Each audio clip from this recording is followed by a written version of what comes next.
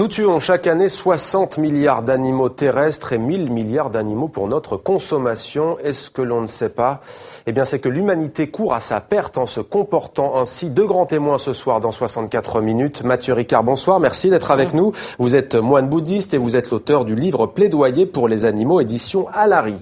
Avec nous également Yves Pacalet. Merci d'être avec nous. Vous êtes philosophe naturaliste et vous êtes l'auteur du livre Éloge des mangeurs d'hommes, loups, ours, requins, sauvons-les. C'est publié aux éditions Artaud.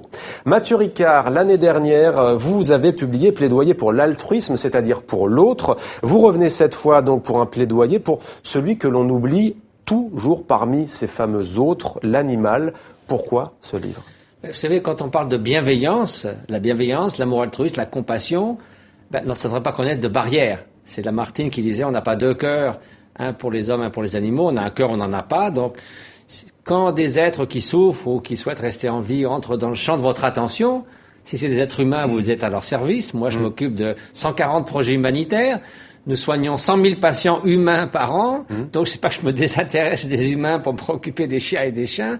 Mais si également vous prenez conscience du sort qu'on réserve aux animaux en les réduisant à l'état de marchandises ou d'objets de consommation ou de machines à faire des saucisses, il me semble que la bienveillance mérite de s'adresser à eux aussi. Ouais. Ce sont des êtres sensibles. Alors, vous parlez de saucisses. Autrefois, l'homme tuait les animaux pour sa subsistance. Mathieu Ricard, comment, justement, sommes-nous passés, comment avons-nous basculé dans ce massacre des animaux ?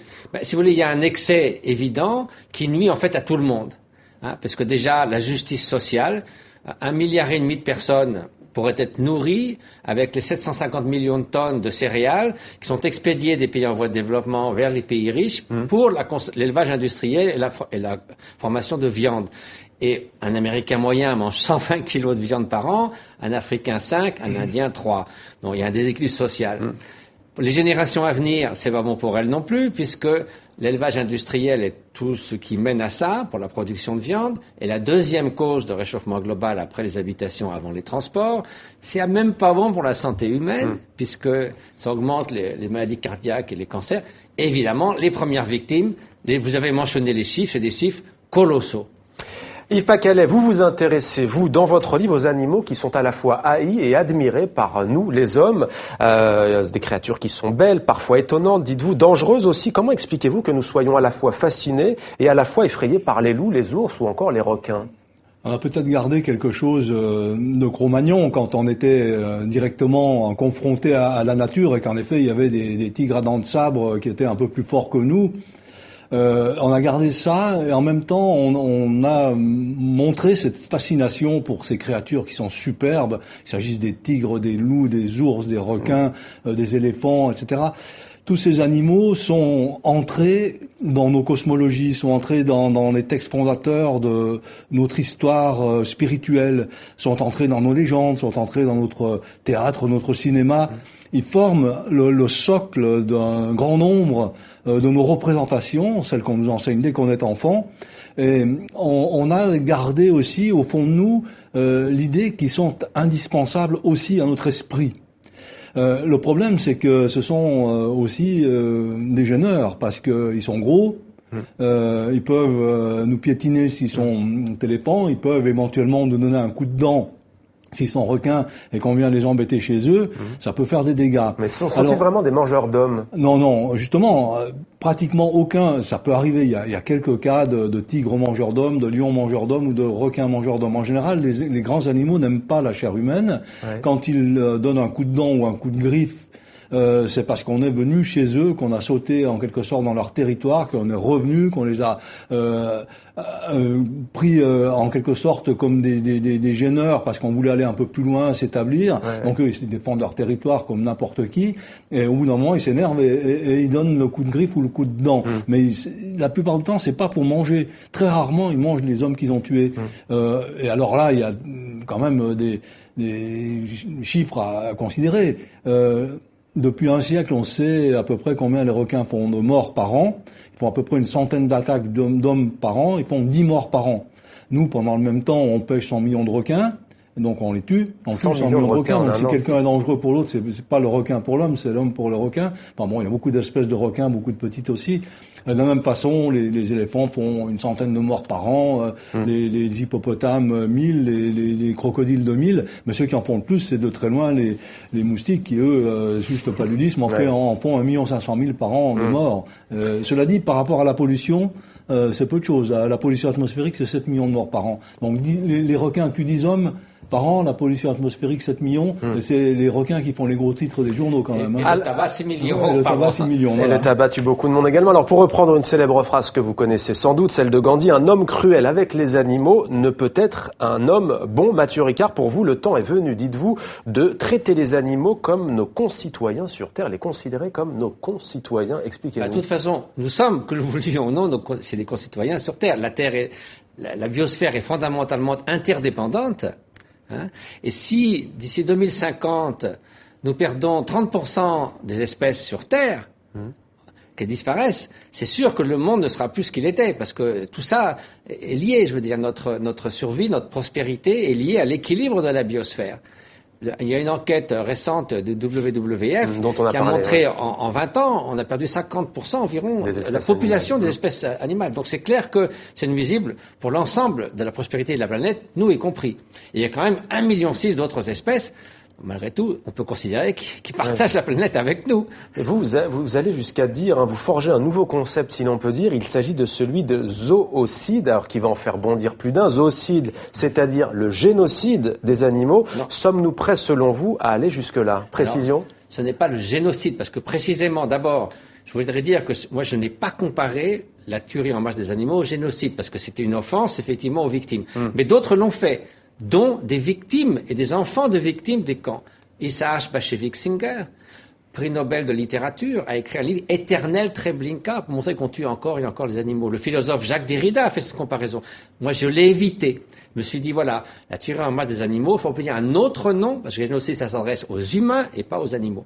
Ceci dit, quand j'ai pris la Convention des Nations Unies sur le génocide, sur les 7 points, il y en a qui s'appliquent pas du tout aux animaux, puisqu'il ne s'agit pas d'êtres humains, mais il y en a où il y a des rapprochements à faire sur lesquels on ne peut pas détourner le regard ou fermer les yeux. Yves Pacalet, Éloge des mangeurs d'hommes est un essai teinté d'humour noir. C'est un pari réussi. Vous militez, vous, pour ces animaux, mais pas seulement. Vous plaidez aussi pour la préservation, je cite, des mythes et des légendes qu'elles ont inspirés. Pourquoi est-ce si important que cela?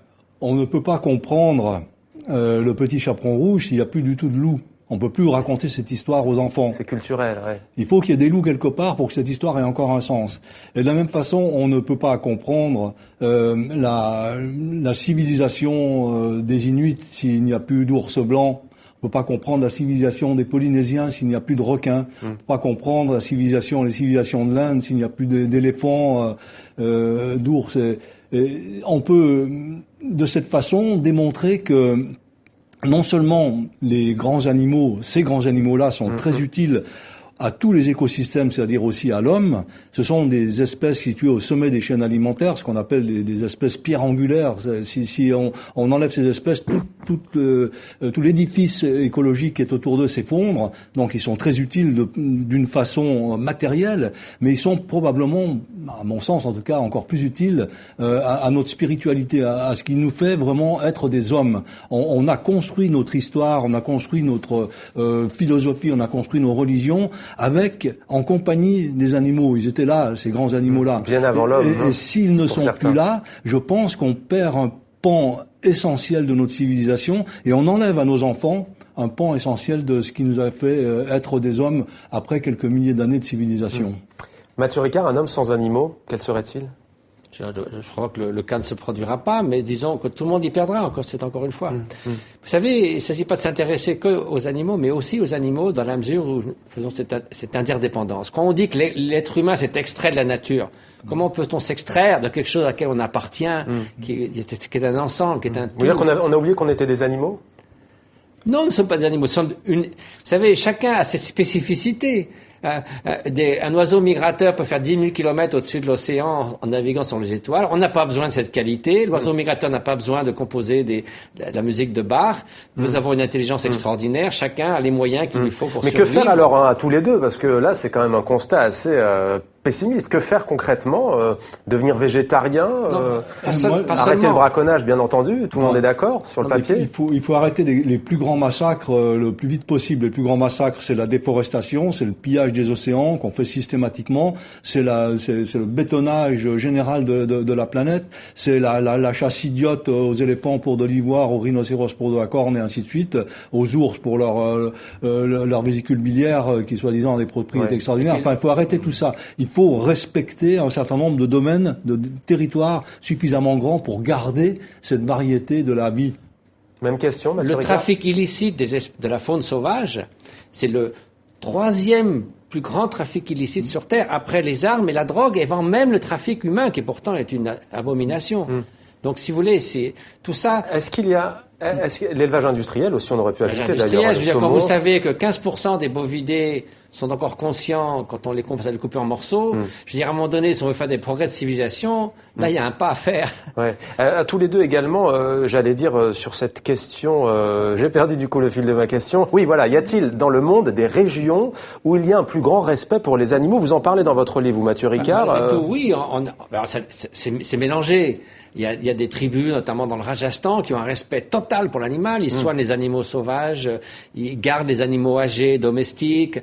Le jaïnisme est à 100% inconditionnellement aucune violence vis-à-vis des animaux. Le bouddhisme, c'est pas trop mal. On parle de non-violence vis-à-vis des humains, non-violence vis-à-vis des animaux et non-violence vis-à-vis de l'environnement. Même question. Il y a eu des civilisations, des peuples qui demandaient pardon à l'animal de devoir le tuer pour manger. Il y avait tout un rituel avec des prières, des invocations. Donc il y avait un plus grand respect pour l'animal. Maintenant, on n'est plus dans le même cas de figure. On est tellement envahissant, nous, l'espèce humaine, sur cette petite terre de rien du tout, qu'on est obligé d'aller vers l'animal d'une façon plus consciente, peut-être un peu moins rituelle, encore que c'est pas interdit, mais d'une façon rationnelle. On doit se dire qu'on en a besoin pour notre esprit et pour notre corps et pour l'équilibre de la Terre en général. Et je crois qu'il faut aussi qu'on en passe par un certain nombre de lois, parce que sinon ça ne s'arrêtera pas. À l'heure actuelle, le massacre se fait avec les mêmes kalachnikovs pour les éléphants que dans les génocides dans certains pays. Donc il faut le savoir, ça. Alors j'aimerais terminer, messieurs, avec ce trait d'esprit de Georges Bernard Shaw, prix Nobel de littérature en 1925, pacifiste et anticonformiste qui défendait les animaux. Voici ce qu'il disait: l'homme est le seul animal qui rougisse. C'est d'ailleurs le seul animal qui est à rougir de quelque chose. Voilà donc pour cette conclusion que vous avez appréciée, j'espère. Merci à tous les deux. Merci Mathieu Ricard. Plaidoyer pour les animaux vers une bienveillance pour tous, édition Alary. Et Yves Pacalet, éloge des mangeurs d'hommes, loups, ours, requins, sauvons-les. C'est aux éditions Artaud. Merci à tous les deux de nous avoir appris autant de choses ce soir.